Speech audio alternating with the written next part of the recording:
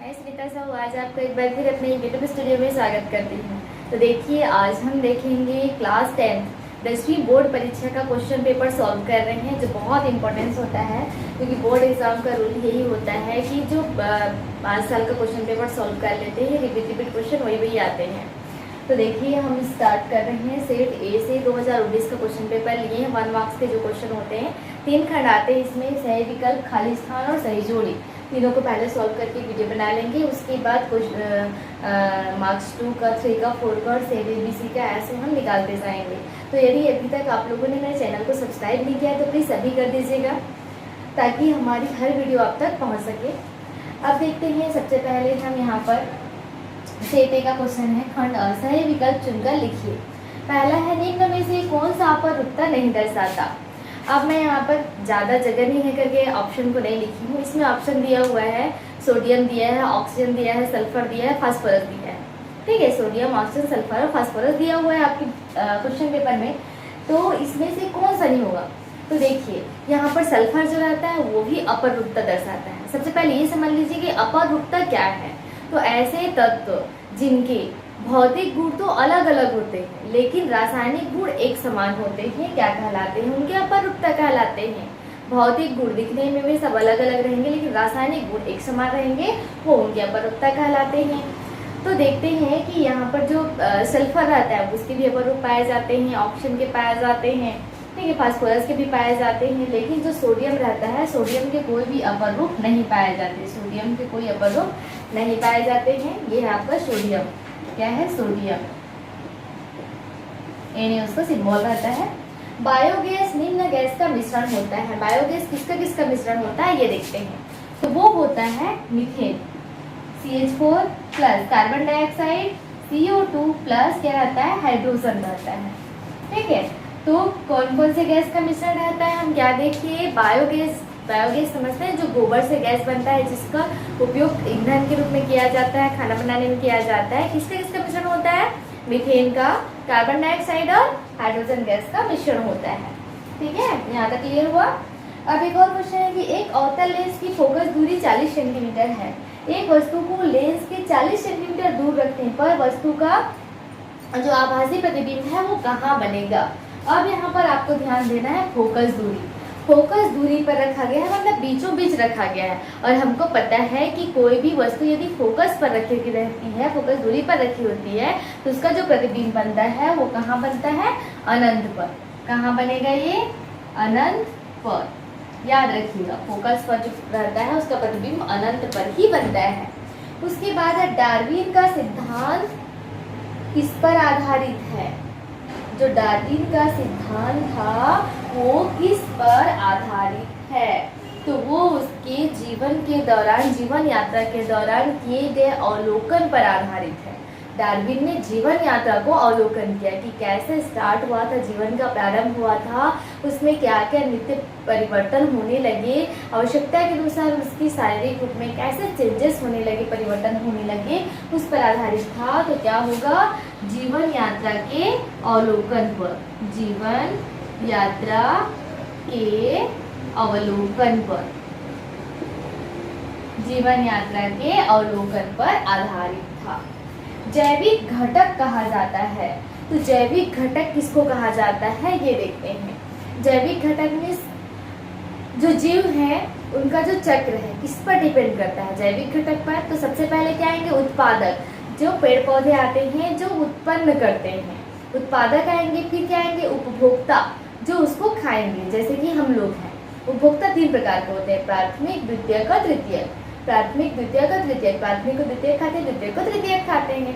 इसकी श्रेणी तो आप जान गए होंगे, जैसे कीड़े मकोड़े होंगे वो प्राथमिक उपभोक्ता होंगे जो घास को खाते हैं। कीड़े मकोड़े को जैसे पक्षी खा गए, छोटे मोटे पक्षी, चिड़िया, तो वो क्या हो जाएंगे, द्वितीयक उपभोक्ता हो गया। उस चिड़िया को कोई और खा जाएगा तो वो क्या हो जाएंगे, जैसे आपका शेर वगैरह हो गया, तो वो क्या हो जाएंगे, तृतीयक उपभोक्ता है, सर्वोच्च उपभोक्ता कहलाता है। फिर उपभोक्ता जब मर जाता है तो उसके जैविक शरीर को जब सड़ा गला करके उसके जैविक पदार्थ को फिर से मिट्टी में मिलाया जाता है, जिसका उपयोग फिर पेड़ पौधे प्राथमिक उत्पादक करते हैं। तो ये जो क्रिया होती है ये 3 चरणों में होती है। क्या क्या देखिए हम यहाँ पर, ये था उत्पादक, क्या था उत्पादक है, उसके बाद है उपभोक्ता और उसके बाद है अपघटक। और ये तीनों आपके ऑप्शन में दिए रहेंगे और लास्ट में दिए रहेगा सभी। तो सभी को लगाना है, कौन कौन सा है, उत्पादक, उपभोक्ता और अपघटक। ये तीनों ही इसमें आएंगे। क्यों? क्योंकि यहाँ पर ये जैविक घटक के रूप में यूज हो रहे हैं। अब हम देखेंगे सेट खंड के खाली स्थान भरिए। तो देखिए इसमें क्या हो जाएगा, शून्य वर्ग में रखे गए तत्वों को क्या कहा जाता है। तो शून्य वर्ग क्या है पहले ये जान लीजिए। जैसे हम पीरियोडिक टेबल पढ़ते हैं तो पीरियोडिक टेबल के जो लास्ट वाला कॉलम रहता है 18वें समूह, लास्ट वाला जो कॉलम रहता है पी ब्लॉक का 18वें समूह, उसको कहा जाता है शून्य वर्ग। शून्य वर्ग में ऐसे तत्वों को रखा जाता है जिनके अष्टक पूर्ण होते हैं, जिनमें इलेक्ट्रॉनों की जो संख्या होती है वो बोरबरी के अनुसार कंप्लीट होती है। तो उनको क्या कहते हैं, शून्य वर्ग में रखे गए तत्वों को क्या कहेंगे, अक्रिय वर्ग, अक्रिय तत्व कहते हैं। क्या कहते हैं, अक्रिय तत्व, अक्रिय तत्व कहते हैं, अक्रिय गैस भी कहते हैं। ये जो होते हैं वो किसी के साथ क्रिया नहीं करते क्योंकि उनका अष्टक पूर्ण होता है। उसके बाद होता है मिश्र धातु, दो या दो से अधिक अथवा धातु अथवा अधातु का क्या होगा, समांगी मिश्रण होगा। क्या होगा, समांगी मिश्रण। समांगी मिश्रण क्या है अब ये बता दिए। तो समांगी मिश्रण क्या होता है, जिनमें जो तत्व आपस में मिले हुए हैं उनके कणों की जो आकार होती है वो समान होती है, समांगी होती है, उनके जो अंग होते हैं वो समान होते हैं। तो मिश्र धातु, दो या दो से अधिक धातु अथवा अधातु का क्या होंगे, समांगी मिश्रण होंगे, जिससे उसकी जो क्या होती है सक्रियता, मिश्र धातु की जो उसकी स्थायित्व होती है वो बढ़ जाती है, उसकी उपयोगिता बढ़ जाती है, कठोर हो जाता है। ऊष्मा का एसआई मात्रक क्या होता है, तो ये होता है जूल। क्या होता है, जूल। ऊष्मा का एसआई मात्रक जूल से मापेंगे। अपवर्तन के दूसरे नियम को क्या कहते हैं, तो स्नेल का नियम कहते हैं। क्या कहते हैं, स्नेल का नियम, याद रखिएगा। जो अपवर्तन के दूसरे नियम है उसको स्नेल का नियम भी कहते हैं। रक्त में शर्करा की मात्रा का नियंत्रण कौन सी ग्रंथि करती है, तो वो ग्रंथि करती है अग्नाशय। कौन करती है, अग्नाशय। जो रक्त में, हमारे ब्लड में शक्कर की मात्रा होती है, शर्करा की मात्रा होती है, उसको कौन नियंत्रण करेगा, अग्नाशय ग्रंथि करेगा, जो इंसुलिन का स्राव करता है, जिससे शक्कर की मात्रा नियंत्रित रहती है। सर देखेंगे अब, तो खंड से में क्या होगा, सही जोड़ी मिलाइए। सही जोड़ी में क्या होगा ये देखते हैं। प्रबल अम्ल, प्रबल अम्ल कौन सा है, तो प्रबल और दुर्बल अम्ल क्या है ये देखते हैं। तो अम्ल क्या होते हैं, जो H+ रिलीज करते हैं, H+ जलीय विलयन में H+ मुक्त करते हैं, वे अम्ल कहलाते हैं। अब प्रबल और दुर्बल की बात आती है, तो प्रबल जो आसानी से H+ को दे देते हैं वो प्रबल अम्ल, और जो कठिनाई से H+ को देते हैं वो दुर्बल अम्ल। तो ये जो प्रबल अम्ल है HCl है। तो HCl एक ऐसा अम्ल है जो प्रबल है, आसानी से H+ आयन को डोनेट कर सकता है। मैं यहाँ पर जोड़ी मिला दे रही हूँ, आप क्या करेंगे, यहाँ पर सही उत्तर करके यहाँ पर उसके सामने में सही उत्तर लिखना है। ये सही आइडिया होता है लिखने का कि जिसके सामने में सही उत्तर लिखा जाए। तो यहाँ पर क्या हुआ, प्रबल अम्ल का HCl।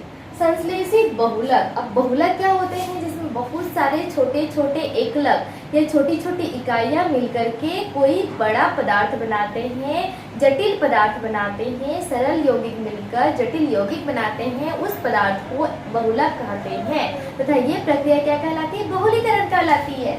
तो यहाँ पर संश्लेषित बहुलक, तो बहुलक दो प्रकार के होते हैं, एक होता है प्राकृतिक बहुलक और एक संश्लेषित बहुलक। प्राकृतिक बहुलक वे बहुलक होते हैं जो प्रकृति से उत्पन्न होते हैं, जबकि संश्लेषित बहुलक वे बहुलक होते हैं जो मानव निर्मित होते हैं, कृत्रिम रूप से बनाए जाते हैं। तो यहाँ पर संश्लेषित बहुलक में क्या आएगा, टेफ्लॉन। टेफ्लॉन क्या है आप जानते ही हैं। टेफ्लॉन क्या होता है, जो कोटिंग होती है, जैसे कार में पाइप में उसके चमकने के लिए या फिर धूल को रोकने के लिए टेफ्लॉन का उपयोग किया जाता है, या फिर जो बर्तन होते हैं नॉन स्टिक वाले वो टेफ्लॉन की कोटिंग होती है उसमें। उसके बाद है धामन सोडा, धोने का सोडा जो होता है साबुन सर्फ में, उसमें किसका कौन सा फॉर्मूला होता है, तो वो होता है सोडियम कार्बोनेट का। किसका होता है, सोडियम कार्बोनेट का, जिसमें N2O होता है। ठीक है, धोने का सोडा सोडियम कार्बोनेट, और जो खाने का सोडा होता है वो सोडियम बाइकार्बोनेट होता है। क्या हो जाएगा, वैसे 2 हट के पास H लग जाता है, NaHCO3 हो जाएगा, तो वो खाने का सोडा। उसके बाद है विद्युत चुंबकीय प्रेरण सिद्धांत, फिजिक्स से मेन है। किसने दिया था? वो दिया था आपका माइकल फैराडे ने। किसने दिया था? माइकल फैराडे ने। उसके बाद हम देखेंगे अकार्बनिक पदार्थ। तो कार्बनिक और अकार्बनिक पदार्थ से आप क्या समझेंगे? ऐसा पदार्थ जिसमें कार्बन होता है वो कार्बनिक पदार्थ, या ऐसा यौगिक जिसमें कार्बन नहीं होता वो अकार्बनिक पदार्थ। तो इसमें हो जाएगा आपका नाइट्रोजन, क्योंकि नाइट्रोजन में कार्बन नहीं होता। ठीक है, ये हो गया आपका नाइट्रोजन का गैस। तो इस प्रकार से आप इसको समझ सकते हैं। प्रबल अम्ल HCl संश्लेषित बहुलक क्या होगा? टेफ्लॉन होगा, घावन सोडा Na2CO3H2O हो जाएगा। चुंबकीय प्रेरण सिद्धांत माइकल फैराडे ने दिया था। और अकार्बनिक पदार्थ कौन है यहाँ पर? जिसमें कार्बन नहीं होता वो है नाइट्रोजन। तो इस प्रकार से सेट ए के हमारे 1 मार्क्स के क्वेश्चन कंप्लीट होते हैं। अब हम आगे 2 मार्क्स के क्वेश्चन देखेंगे, तब तक हमारे वीडियो पर बने रहिएगा। और यदि आप लोगों ने चैनल को सब्सक्राइब नहीं किया है तो अभी कर दीजिएगा, साथ ही साथ बेल आइकन को प्रेस कीजिएगा और लाइक से कॉमेंट जरूर कीजिएगा।